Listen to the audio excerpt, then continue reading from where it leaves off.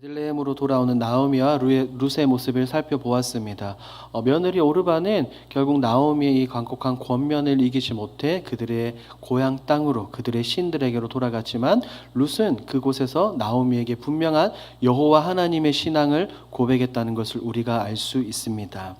이제 나오미를 따라 베들레헴으로 발걸음을 옮깁니다. 이제 이 약속의 땅으로 돌아온 그녀들의 삶은 어떻게 변하게 될까요? 나오미의 고향 베들레헴으로 가기만 하면 그들의 삶은 너무나도 힘들고 어렵게 살았던 모압에서의 삶보다 훨씬 더 풍족한 그 삶이 약속되고 기다리고 있을까요? 어떠한 삶이 그녀들 가운데 펼쳐지는지 오늘 본문을 통해서 함께 살펴보도록 하겠습니다.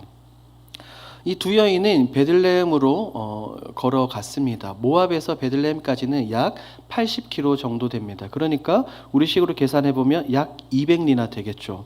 이 시절에는 오늘과 같이 대중교통이 발달되어 있지 않고 그 다음에 길도 좋지 않습니다. 그러니 이 가녀린 이 두 명의 여인이 걸어서 그 먼 길을 200리를 여행을 했다는 것 자체가 굉장히 힘이 든다는 거예요. 그리고 고대 근동 당시에 사막이기 때문에 무엇이 많습니까? 산적들 혹은 강도들이 굉장히 많을 겁니다. 그럼에도 불구하고 이 두 명의 여인이 베들레헴으로 오는 그 모든 순간순간마다 하나님은 보이지 않게 그녀들의 뒤에서 지켜주셨다는 사실을 우리가 알 수 있습니다. 그렇다면 이제 베들레헴에 도착을 했습니다. 그렇다면 도착을 했을 때 보이지 않는 하나님의 손길이 완전히 끝났을까요? 아니라는 거예요. 보이지 않는 하나님의 섭리가 계획이 계속해서 이루어지고 있는 것을 우리가 볼 수 있습니다.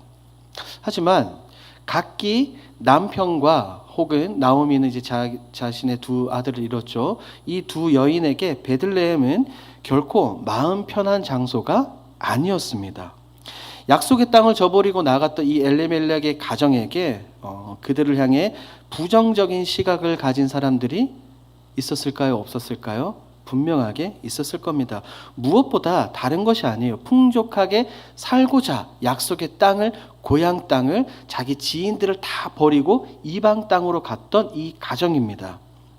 그런데 완전히 쫄딱 망해서 들어왔을 때 그러니까 사람들이 그녀들을 향해서 부정적인 시각, 차가운 시선으로 보는 것은 불보듯이 뻔합니다. 아마도 조롱하지 않았을까요? 조롱? 나오미는 그렇다 치고 이 나오미와 함께 돌아왔던 이 이방 여인 룻, 그녀의 삶은 어땠을까요? 제가 생각할 때 이 룻은 나오미보다 훨씬 더 힘들었던 것으로 보입니다. 왜냐하면 무엇보다 이 룻은 이방 사람이잖아요. 문화와 관습, 언어 모든 것이 다 다릅니다. 그리고 더군다나 우호적인 그 나라에 있던 것이 아니라 이때는 사사시대예요. 이스라엘 백성들을 괴롭혔던 이 모압 족속, 그러니까 우리와 원수지간이라고 생각하는 그 나라의 사람이 들어온 겁니다. 그러니까 쉽게 살 수 있겠습니까? 아니라는 거예요. 룻에게도 엄청난 어려움이 기다리고 있습니다. 하지만 이 두 명의 여인은 결단했기 때문에 이 고분은 이 베들레헴으로 들어왔습니다. 분명한 것은 이 두 명의 여인에게 베들레헴은 결코 마음 편한 장소가 아니라는 거예요. 이제 그들의 앞에는 어떤 일이 벌어질까요? 이들이 베들레헴 성읍에 도착했을 때 우리가 19절에서 읽었던 것처럼 어떤 일이 일어납니까? 온 성읍이 소동합니다. 베들레헴에 도착했을 때 그녀들의 모습을 본 베들레헴 사람들은 떠듭니다. 온 성읍이 그들로 말미암아 떠들며라고 나옵니다. 그러니까 지금 베들레헴에 도착한 나오미와 룻이 베들레헴 성에 무엇이죠? 최대 뉴스, 핫이슈가 됐다는 것을 우리는 성경을 통해 볼 수 있습니다. 왜 사람들은 이 그녀들을 향해서 수군거렸을까요? 처음에 10여 년 전에 이 땅을 떠나갈 때의 모습과 지금 돌아온 모습이 전혀 다르기 때문입니다. 10여 년 전에는 엘리멜렉과 두 아들이 함께 나갔지만 이제는 그 사람들은 없어요. 그런데 웬 이방 여인 한 명을 데리고 복귀를 한 겁니다. 그러니까 사람들의 시선은 아까 말씀드린 것과 같이 부정적이고 차갑고 조롱 섞인 말을 했을 겁니다. 그래, 지들만 잘 먹고 잘 살려고 나갔다가 곧 봐, 쫄딱 망해서 돌아왔네 라고 아마 그렇게 말하지 않았을까요? 것 봐. 예전에는 이곳을 버리고 잘만 나가더니 도대체 왜 돌아온 건데? 왜 돌아온 거야? 라고 그들이 생각했을 수도 있습니다. 사람들의 비난과 조롱, 거기에는 그만한 이유가 있습니다. 무엇보다 그들이 정말로 싫어하고 가증히 여기는 이방 모압 땅에서 이 나오미의 가정은 가난과 그의 남편과 두 아들을 완전히 바꿔버렸기 때문입니다. 그러니까 이 나오미가 도착했을 때 베들레헴 성읍의 온 사람들이 그녀들을 향해서 수근수근 거릴 수밖에 없었습니다. 그리고 뭐라고 말합니까? 이가 나오미냐? 나오미가 정말 맞아? 우리가 알던 나오미가 맞냐라고 그들이 이야기를 합니다. 이 질문은 이 나오미가 누군지 몰라서 하는 말이 아니라 그녀의 엄청난 변화, 그녀의 상황에 대한 놀라움의 표현인 겁니다. 놀라움과 안타까움, 그리고 또한 비난과 조롱이 섞인 말이 바로 이가 나오미냐라는 말입니다. 그런데 보십시오. 온 성읍이 막 그렇게 떠들어댑니다. 그런데 나오미는 그들을 향해서 이렇게 말하죠. 우리 함께 20절과 21절 말씀을 함께 읽도록 하겠습니다. 1장 20절 21절 함께 읽습니다. 시작. 나오미가 그들에게 이르되 이는 전능자가 나를 심히 괴롭게 하셨음이니라. 내가 풍족하게 나갔더니 여호와께서 내게 비어 돌아오게 하셨느니라. 여호와께서 나를 징벌하셨고 전능자가 나를 너희가 어찌 나를 나오미라 부르느냐 하니라. 나오미는 사람들에게 자신의 상황에 대해서 설명을 합니다. 기쁨이었던 자신의 이름을 괴로움 쓴 의미로 마라라고 부르기도 합니다. 부르라고 이야기를 합니다. 이것은 나오미의 처지와 상황, 아픈 현실을 그대로 나타내 보여주고 있습니다. 흉년이 들어서 풍족하게 살고자 그곳을 떠났지만 결국 빈손으로 완전히 텅 비어서 돌아온 나오미의 고백이죠. 첫 시간에 제가 말씀을 드린 것처럼 이 고대 근동 사회에서 남편이 없고 아들들이 없다는 것은 살아가기가 굉장히 힘든 상황이에요. 생계 유지 자체가 어렵습니다. 그러니까 21절에서 지금 나오미가 말하는 것처럼 나는 지금 비어 있다. 정확한 이 표현을 지금 나오미는 말하고 있습니다.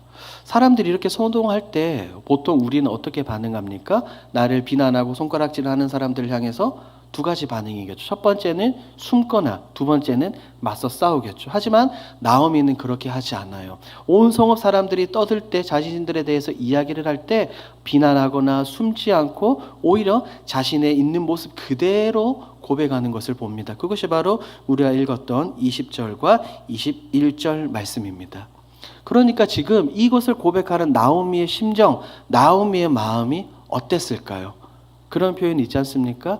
뼈를 깎는 고통, 하늘이 무너지는 것과 같은 그런 아픔과 고통을 지금 겪고 있는 나오미입니다. 그리고 나오미의 이 말 속에서 알 수 있는 것은 무엇이냐면 나오미는 지금 내가 처한 현실, 자신이 당한 이 모든 아픔과 고통과 눈물이 누구 때문이라고 말하죠? 하나님 때문이다 라고 나오미가 이야기를 합니다. 20절 보십시오. 20절 하반에서 전능자가 심히 나를 괴롭게 하셨다라고 말하고 21절 중하반절에서도 전능자가 나를 괴롭게 하셨거늘이라고 말합니다. 나오미는 지금 왜 자신의 상황, 이 모든 원인을 하나님께로 돌리고 있을까요? 왜? 나오미가 말하는 이 상황, 이것을 나오미의 뉘앙스를 잘 살펴봐야 그녀가 말하는 원래 의미를 잘 알 수 있습니다. 지금 내가 당하는 고통, 나오미가 당하는 아픔과 고통, 이것은 다름 아닌 하나님의 징계 때문이었다라는 뉘앙스로 지금 나오미가 이야기를 합니다. 어떤 일로 인해서 징계를 받았습니까? 어떤 일로? 자신의 조상들로부터 대대로 내려준 그 땅을 버리고 그 땅을 떠났기 때문입니다. 그래서 하나님께로부터 징계를 받았다라고 이야기를 하죠. 그래서 이전에 나오미는 죽었고 나오미 대신 마라만 남았다라고 그녀가 지금 이야기를 합니다. 실제로 모든 것을 다 잃어버린 너무나 고통스러운 심정을 나오미는 지금 고백을 하고 있습니다. 그런데 여기에서 나오미 말을 보면 한 가지 안타까운 것이 있습니다. 무엇이냐면 이스라엘 백성들은 전통적으로 어릴 때부터 자신들의 민족의 역사를 배워왔습니다. 바로 모세오경이죠. 하나님이 이스라엘 백성들을 어떻게 인도해 주시고 어떻게 삶을 이끌어 주시고 지금 이 젖과 꿀이 흐르는 이 약속의 땅까지 인도하셨는지에 대한 이 모든 내용을 이 이스라엘 백성들, 유대인들은 어려서부터 듣고 배우면서 큽니다. 그런데 나오미는 지금 까먹고 있는 것이 있어요. 자신들의 조상들의 역사죠. 우리가 출애굽기를 통해서 살펴보면 알 수 있는 것처럼 홍해를 건너고 나서 3일 길을 광야로 들어갑니다. 그런데 마실 물이 없는데 그곳에서 물을 발견합니다. 그런데 그 물이 너무나 씁니다. 그 샘의 이름, 물의 이름을 뭐라고 이야기하죠? 마라라고 이야기를 합니다. 그때 백성들은 불평 불만을 터뜨립니다. 하나님은 모세를 통해 나무를 던져 그 물을 달게 변화시켜 주십니다. 그래서 백성들은 그것을 마시게 되었습니다. 만약에 나오미가 자신들의 조상들의 이 역사 마라를 단물로 바꿔주신 이 하나님을 기억하고 있었더라면 지금 자신의 이름을 마라라고 부르라고 이야기하면 안 됐다는 거예요. 출애굽기 말씀을 보면 거기서 조금 더 나갑니다. 마라에서 조금만 더 가면 엘림이라는 장소가 나오는데 이 엘림이 뭐냐면 광야에 있는 엄청나게 큰 오아시스입니다. 어떤 오아시스냐면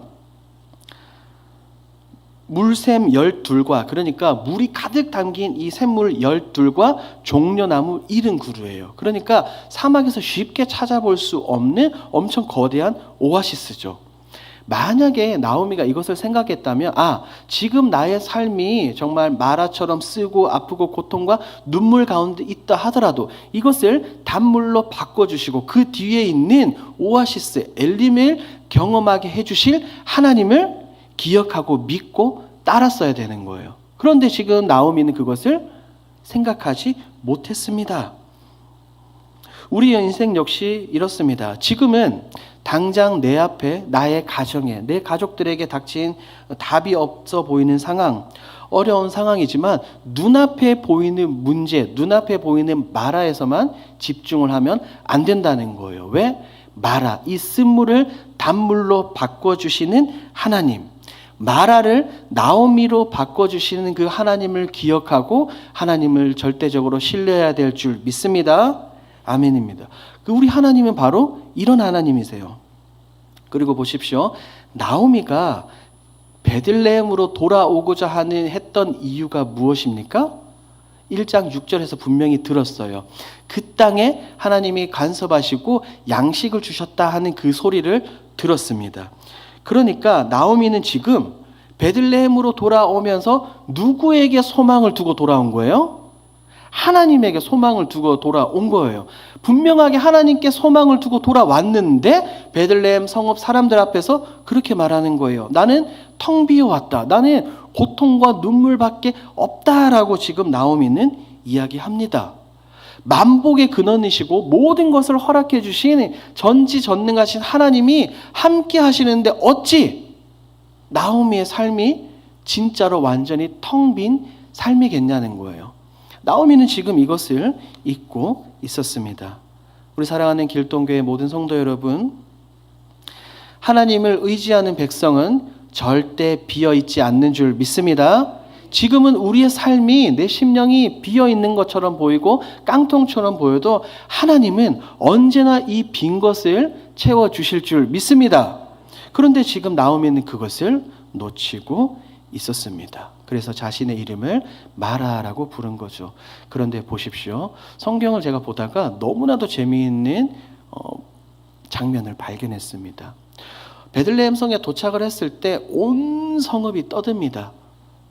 저 사람이 나오미냐, 이가 나오미냐라고 말하고 나오미도 이 성읍 백성들에게 나는 지금 텅 비어서 돌아왔다라고 나오미가 고백을 합니다. 그런데 나오미와 이 베들레헴 성읍 사람들이 잊고 있었던 사람이 있습니다. 그녀가 바로 누구죠? 나오미와 같이 돌아왔던 사람 누구예요? 룻이죠. 성읍 사람들은 분명히 룻을 보았지만 룻에 대해서 묻지 않았습니다. 나오미 역시 룻과 함께 돌아왔지만 룻에 대해서 전혀 언급하지 않았습니다. 왜 그랬을까요? 왜 룻에 대해서 전혀 언급하지 않았을까요?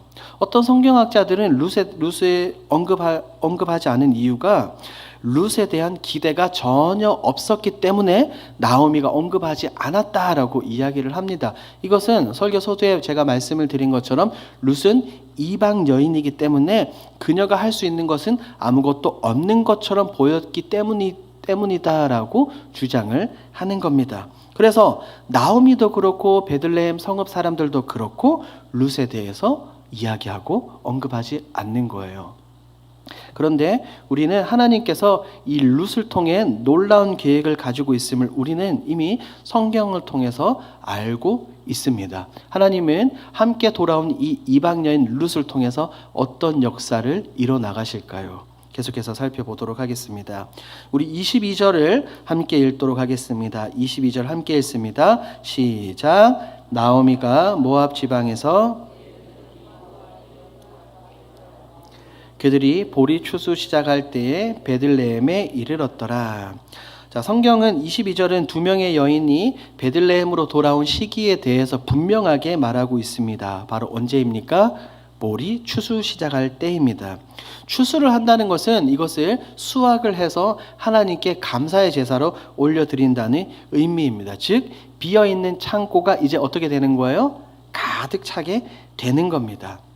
1장 6절에서 우리가 살펴본 것처럼 하나님께서 베들레헴을 기억하시고 그 이름대로 빵집, 떡집, 그 이름대로 곡식이 풍성하게 해주셨다라는 것을 우리는 본문을 통해서 알 수 있습니다. 그런데 보십시오. 이 상황, 보리 추수할 때에 이 베들레헴으로 돌아온 나오미와 룻에게 있어서 그 상황이 좋은 상황일까요? 인간적인 눈으로 본다면 두 명의 여인에게는 오히려 이 보리 추수 때가 어떻게 보면 더 힘들고 어려울 수도 있습니다. 왜냐하면 곡식을 수확하고 추수해서 모은다는 것은 일종의 축제입니다. 그 걷어들인 이 곡식을 가지고 함께 다 같이 모여서 함께 마시고 즐기고 몇 날 며칠 동안 막 축제를 벌이는 거예요. 그런데 많은 사람들이 이 추수한 것, 수확한 것으로 해서 막 즐거워할 때 나오미와 룻은 수확할 것이 있어요, 없어요? 없어요. 전혀 없습니다. 그녀들은 지금 땅도 없고 일하지도 않았고 가진 것이 하나도 없다는 말이에요. 그러니까 이 사람들의 축제에 들어갈 수 있어요, 없어요? 없는 거예요. 어떻게 보면 그 기쁨을 혼자 이 두 여인은 누릴 수 없어 보입니다. 이 보리 추수 때 과연 나오미와 룻에게 보리 추수 때는 기회일까요? 아니면 더 고통스러운 시기일까요? 오늘 말씀의 제목은 간섭하시는 하나님입니다. 하나님은 나오미와 룻의 그녀들의 삶 속에 직접 간섭하셔서 먹을 것이 없는 환경을 먹을 것이 있을 만한 환경으로 분명하게 뒤바꿔 주시는 모습을 볼 수가 있습니다. 한번 보십시오. 인간적인 눈으로 그녀들이 나오미와 룻이 베들레헴으로 돌아왔을 때 희망과 소망이 전혀 없었습니다. 왜요? 단 하루도 그녀들이 먹을 양식, 끼니를 어떻게 해결할 수 없는 그런 처지였습니다. 그리고 또 한 가지 생각해 본다면 만약에 이 두 명의 여인이 베들레헴으로 돌아왔을 때 아직도 흉년이 계속되었다면 어땠을까요? 흉년이 계속 지속되었다는 소식을 들었으면 분명히 나오미와 룻은 돌아오지 않았겠지만 한번 생각해 봅시다. 흉년의 때라면 성읍 주민들 자체가 먹을 것이 없어요. 그리고 먹을 것이 없으니 당연히 먹을 것을 나눠주기가 어렵겠죠. 더군다나 일자리도 없어 보입니다. 늙은 나오미와 이방 여인이 먹을 것이나 일자리를 구할 수 없어요. 그러면 이 두 명의 여인은 어떻게 살아갈 수 있을까요? 구걸하거나 훔치거나 둘 중에 하나입니다. 그런데 앞서 말씀드린 것처럼 이 두 명의 여인이 베들레헴에 도착할 그 시기에 우리 하나님은 그녀들의 삶에 간섭하셔서 상황과 환경과 여건을 변화시켜 주셨습니다. 놀랍게도 보리 추수하는 그 시기에 맞춰서 그녀들을 보내주셨습니다. 왜냐하면 이것은 과부와 고아들이 하나님의 은혜와 긍휼을 받을 수 있는 분명한 때와 시기이기 때문입니다. 지금 나오미와 룻은 이 보리 추수하는 이 추수 시기 때를 생각하고 이 베들레헴으로 복귀한 게 아닙니다. 그저 하나님께서 그들을 기억하시고 양식을 주셨다라는 그 소문 하나만 듣고 이 베들레헴으로 돌아온 거지, 이 시기가 보리 추수하는 시기다라고 알고 돌아온 게 아닙니다. 그런데 이제 어떻게 됩니까? 나오미조차 인정하지 않고 베들레헴의 온 성읍조차 인정하지 않았던 이 이방 여인 한 사람 룻을 통해서 하나님은 놀라운 역사를 이뤄가고 계신다는 거예요. 우리가 다음에도 계속해서 살펴보겠지만 이 룻은 친족 보아스의 밭에서 일할 수 있게 되고 그로 인해서 나오미와 룻은 먹고 살 수 있게 됩니다. 더욱이 룻은 누구와 결혼하게 됩니까? 보아스와 결혼하게 되고 궁극적으로는 이 예수 그리스도의 족보에 올라가는 은혜, 하나님의 날개 그늘 아래 들어가는 그 은혜와 사랑까지 경험하게 됩니다. 보십시오. 나오미는 이 모든 것을, 룻은 이 모든 것을 생각하고 지금 베들레헴으로 돌아온 것이 아닙니다. 그 누구도 예상하지 않았습니다. 하지만 우리 하나님께서는 이 일을 하나씩 단계적으로 차근차근 계획하신 줄 믿습니다. 선하신 하나님께서 그 때와 그 시기를 맞춰서 모든 것을 이뤄가시고 그녀들의 발걸음을 베들레헴으로 인도해 주셨습니다. 우리 사랑하는 길동의 모든 성도 여러분, 우리는 다른 것이 아니에요. 모든 것을 다 아시는 전지하신 전능하신 하나님을 굳게 신뢰하고 그 하나님의 계획을 믿고 따르기를 주님의 이름으로 축복합니다. 하나님 다른 것이 아닙니다. 하나님의 말씀과 선하신 하나님의 계획을 믿고 우리가 발걸음을 움직여야 되는 것입니다. 오늘 말씀의 결론을 맺고자 합니다. 오늘은 베들레헴으로 돌아온 2명의 여인을 살펴보았습니다. 인간적인 눈으로 보았을 때 그녀들은 희망이 없고 그녀들은 전혀 소망이 없습니다. 그래서 성읍 사람들이 비웃기도 했었고 스스로 나오미는 나는 고통스러운 여인이다. 나를 말하라 라고 불러라 라고 그렇게 이야기를 했죠. 하지만 아무도 모르게 이들 뒤에서 하나님께서 간섭하고 계셨습니다. 이들이 눈물 골짜기를 지난다고 생각하고 있을 그때에도 하나님은 이들과 함께하고 계셨습니다. 시편 84편 6절에는 이렇게 나와 있습니다. 우리 함께 읽도록 합니다. 시작. 그들이 눈물 골짜기로 지나갈 때에 그곳에 많은 샘이 있을 것이며 이른 비가 복을 채워주나이다. 그리고 포로기에 있었던 예루살렘 이스라엘 백성들에게 하나님은 분명하게 이렇게 말씀하셨습니다. 예레미야 29장 11절 함께 읽습니다. 여호와의 말씀이니라. 너희를 향한 나의 생각을 내가 아나니 평안이요 재앙이 아니니라. 너희에게 미래와 희망을 주는 것이니라. 사랑하는 길동의 모든 성도 여러분, 우리를 향한 하나님의 생각은 언제나 선하신 줄 믿습니다. 하나님은 실수하지 않으시는 하나님이십니다. 우리 인간적인 눈으로 볼 때 뭔가 잘못되고 오류나 보이고 뭔가 조금 어긋나 보이지만 하나님은 그런 분이 아니라는 거예요. 제가 얼마 전에 이 새벽 예배 때 에스더 설교를 하면서 이렇게 말씀을 드렸습니다. 가장 좋은 때에 가장 선한 것으로 채워주시는 하나님을 신뢰하십시오. 가장 좋은 때에 가장 선한 것으로 채워주시는 하나님을 신뢰하십시오. 내가 생각하는 그때가 가장 좋은 때가 아니고요. 내가 생각하는 방법이 가장 좋은 방법이 아니에요. 전지하신, 전능하신 모든 것을 알고 계시는 그 하나님의 방법이 최고의 방법인 줄 믿습니다. 그래서 혹시나 여러분들 가운데 지금 이 본문에 나오는 것처럼 때로는 나오미와 룻처럼 고통 가운데 있고 눈물과 어려운 가운데 계신 우리 성도들이 있습니까? 좌절하지 마십시오. 눈물 짓지 마십시오. 낭망하지 마십시오. 나오미처럼 너무 큰 고통에 빠지지 마십시오. 나의 눈으로, 우리의 눈으로 보이지 않아도 언제나 우리 뒤에서 일하시고 우리 뒤에서 간섭하시고 우리 뒤에서 역사하시는 그 하나님이 계신 줄 믿습니다. 아멘. 이것을 기억하시고 모든 상황을 주관하시고 인도하시는 그 선하신 하나님만 믿고 따르는 저와 여러분들이 되길 주님의 이름으로 축복합니다.